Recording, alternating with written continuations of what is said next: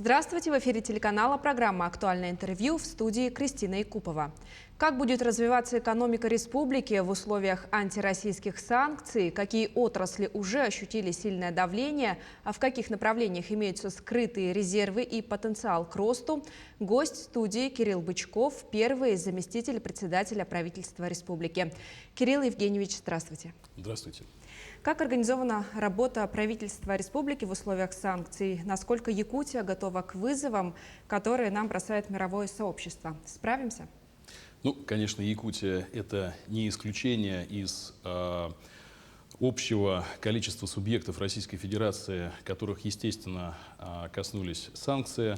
У нас такие отрасли промышленности, как алмазодобыча, как золотодобыча, у нас такие важные для всей страны отрасли, как угледобыча и обогащение угля. Конечно, они не могли избежать санкций, и в этой части, конечно, получили особый фокус, особое внимание правительства для поддержки. Конечно, наша республика очень быстро среагировала на вызов этого времени. 4 марта был создан штаб главой республики по повышению устойчивости экономики в условиях санкций. И, конечно, в рамках этого штаба проводятся все основные мероприятия, связанные с антикризисными мерами. У нас уже прошло достаточно большое количество заседаний, 14 заседаний, то есть практически с даты своего основания этот штаб проходит в ежедневном режиме. И правительство республики, и весь аппарат перешел, по сути, в круглосуточный режим. И наша работа ведется по всем основным направлениям. Поэтому, конечно, мы готовы к этому вызову. Также мы готовим свою экономику для этого, для того, чтобы мы могли не только противостоять санкциям, но и устойчиво развиваться. В соответствии с этим был принят план устойчивого развития в условиях санкций. Здесь у нас меры разделены по нескольким направлениям и отраслям. Конечно, прежде всего это касается как потребительского рынка, так и всей нашей промышленности, но и большое внимание очень уделено малому и среднему предпринимательству. Это одна из таких самых перспективных и основных отраслей нашей экономики, которая, во-первых, очень чувствительна к таким потрясениям и в то же время нуждается в поддержке. И эта поддержка, она сторится и окупается, потому что те перспективы по развитию экономики, они как раз лежат в основном в секторе малого и среднего предпринимательства. Насколько мне известно, разработан порядок мер поддержки для представителей малого и среднего бизнеса. Расскажите подробнее о том, какие решения приняты. Ну, во-первых, это те кредиты, которые были выданы. Мы по ним сохраняем процентную ставку. На это более 200 миллионов рублей наших республиканских средств затрачивается. И те предприниматели, которые реализуют свои инвестиционные проекты, конечно, получили эту меру поддержки как меру для такого устойчивого состояния, устойчивого положения в условиях этих мер. Второй момент – это новая мера, так называемая торговля 2022. Это мера, которая позволяет осуществлять деятельность свою в малом и среднем предпринимательстве по ставке 8%. Это для тех, кто делает свой бизнес в сфере торговли, оптовой и розничной, получают ставку 8%, а те, кто работает в арктических районах нашей республики, ставка составляет 6%. Конечно, это очень важная мера для тех, кто сейчас находится в ситуации, когда он должен снабжать свои торговые точки, свои сети продукцией и делать предоплаты. То есть, конечно, здесь вот этот оборотный капитал по низкой ставке, это по сути своей является основой для такого бизнеса. Ну и, конечно, так называемый продукт специальный, который был недавно утвержден для тех предпринимателей, у которых не хватает своего обеспечения для того, чтобы они брали кредиты. Здесь эта мера поддержки также используется. Ну и, конечно, это налоговые каникулы по определенным видам, ну и кредитные каникулы. Это тоже очень важная мера, которая, как вы все помните, в 2020 году во время пандемии получила широкое распространение. Отсрочка на 6 месяцев, пока, если будет необходимо, мы эту меру продлим. Она, конечно, дает возможность бизнесу развиваться, несмотря на повышение определенных таких важных моментов, как процентная ставка, вы знаете, сейчас достаточно высокая, и вот эти меры позволяют нивелировать эти негативные воздействия. А какие меры поддержки предприниматели могут получить уже сегодня? На самом деле, самой, наверное, популярной и важной мерой – это снижение ставки по упрощенной системе налогообложения.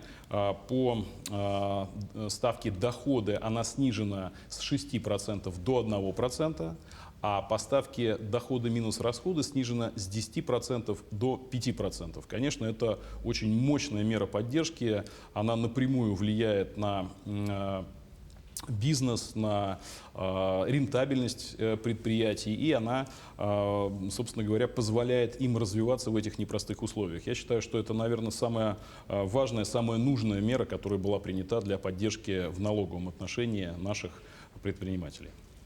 По словам специалистов, наибольшее опасение вызывает сфера строительства. Это вот повышение цен на материалы, нехватка рабочей силы. Тем более у нас в регионе большое количество социального строительства. А это и дома для реализации программы переселения из аварийного жилья, строительство школ, медицинских объектов. Безусловно, строительство в первую очередь испытывает на себе все тяготы вот таких вот негативных воздействий.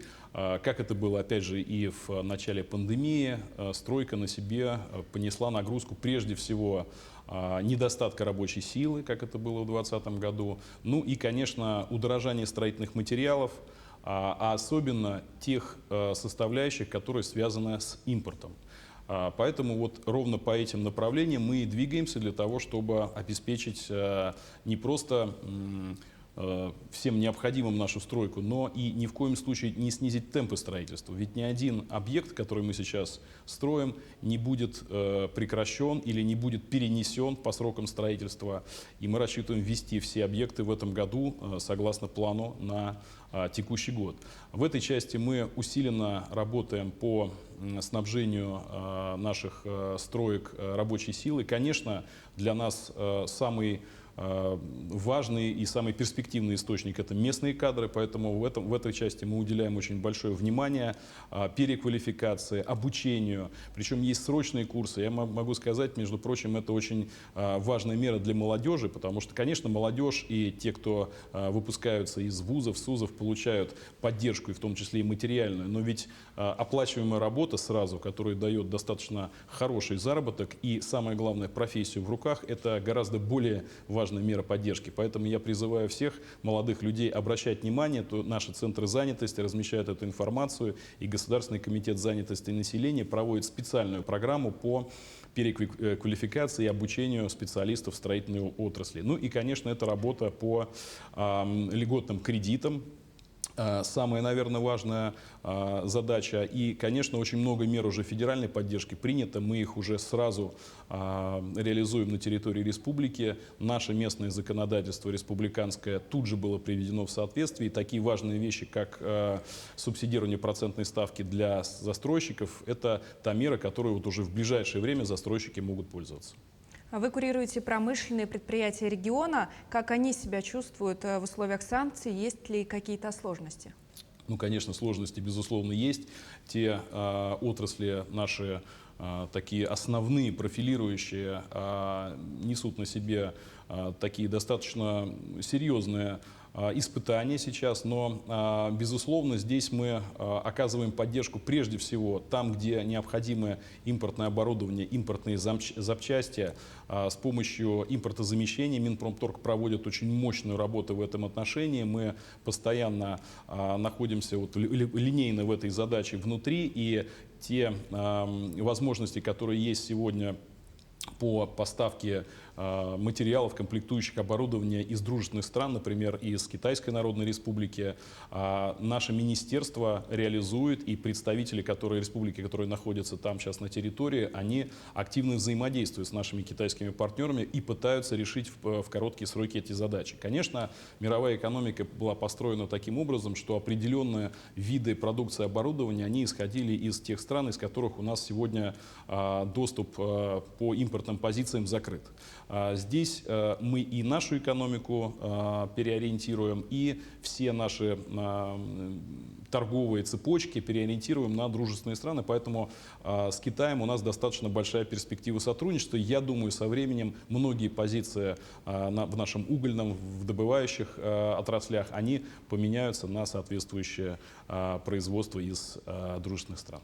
Говоря о проекте «Местные кадры в промышленность», как сегодня оценивается ситуация на рынке труда Якутии?